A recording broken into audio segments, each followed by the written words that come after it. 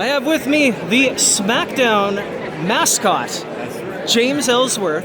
How are you doing today? How are you enjoying the Wrestlecon? Great, man. It's Wrestlemania week. We're here at Wrestlecon in Vegas, having a lot of fun. So your nationally televised career started a way that pretty much died off in the 90s. You got called in as an enhancement talent, and, well, you got those hands.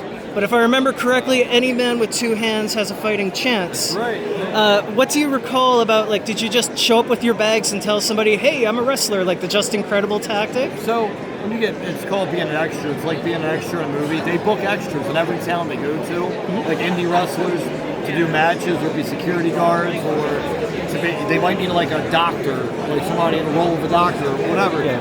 And I was just there for that day, and I got picked for the match. Brilliant, and they were thrilled enough to bring you back. The SmackDown run, how did it, like, I don't know if you don't have the expectations that the crowd's going to be that far behind you, but how did it feel, like, having that support to the point where it's like, they're gonna give me a contract? Well, so I actually, right after the Strowman match, I got signed right after the match. They told me Vince wanted to see me. He goes, hey, I like your facial expressions, I like the way you sold, and your promo was great. So I have no choice but to hire you. I'll be calling you soon. 6 weeks later, he called me and hired me. Yeah. He actually used the words, I have no choice but to hire you? Yeah, that's what he said. I mean, that's... No choice but to hire you. I know it sounds like an insult, but that's got to feel good. That's got to feel good when he's like, well, I hate to admit it, but you showed me. That's right. But from the guy that has made more money than anyone doing this, Vince McMahon, he's the only one that's made billions of dollars off of wrestling ever in the world. True. So, from a guy like that, the guy, that was definitely a compliment. Well, it's not officially in the books, but you are technically the first ever women's Money in the Bank winner. How did they approach you in the back? And it's like, oh, hey, by the way, you're winning the women's briefcase. Well, I didn't know until the day of. They're like, hey, they pulled Carmella and I in the room. They're like, hey, this is what's going down. This is the way we want to do it. And I was like, oh, man, that's perfect. This is going to be so controversial. And it was. And they told, they're like, we're going to do a second one the next week, off of this. So, and they're like, but they told Carmella, like, we're winning both of them, but we're doing this one this way just to draw people in. And it worked. It was great. It absolutely did. I've had a running joke going around, and Mike Chioda was impressed by this. Because, wrestling fans always try to find the reasoning behind anything. When Carmella tried to cash in that briefcase, he was so confused and had no idea what to do. And I've been telling people the reason for that is because it wasn't Ellsworth handing the briefcase over. He didn't know if she legally could. Yes.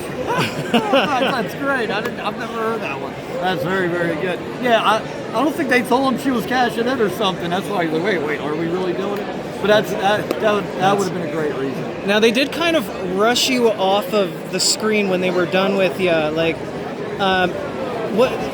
what were the feelings when, did they tell you, like, this is going to be your last appearance, or it was do the spot and then they just stopped calling? Man, it was a roller coaster ride. Like, when they first hired me, they didn't have plans for me.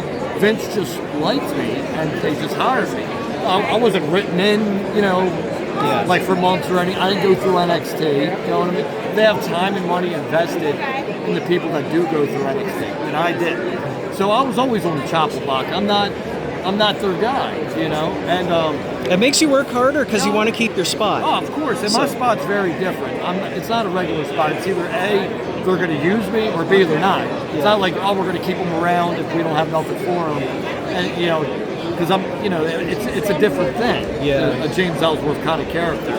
So yeah, no, it was a roller coaster ride, but I enjoyed every minute of it. I was there 2016, 17, and 18, and I loved it. Would you love another opportunity with Braun Strowman? Because that Survivor Series moment. Oh yeah, and I did eliminate him from the Survivor Series match. You did. I'd much rather face AJ Styles again. I was a little more lucky against AJ than I was with Strowman. So it's a shame you didn't get a chance against Leon Ruff when he won that North American title. I think that could have been a barn burner. Yeah, I was hoping he'd be like the next James Ellsworth, and then he kind of they didn't bring him to the main roster. It's a crazy business. You never know. You got to appreciate what you do get, and I got a lot, and I'm very appreciative of it. And what I love to do more, of course, because that was my dream job, and I got to do it, and absolutely would love to do more for sure. Do you have anything you want to plug? Yeah, follow me on Instagram at James Ellsworth Wrestling, on Twitter at Real Ellsworth. Check out my wrestling promotion, Adrenaline Championship Wrestling, acwtix.com. You can find everything on there. Brilliant. Thank you so much for your time.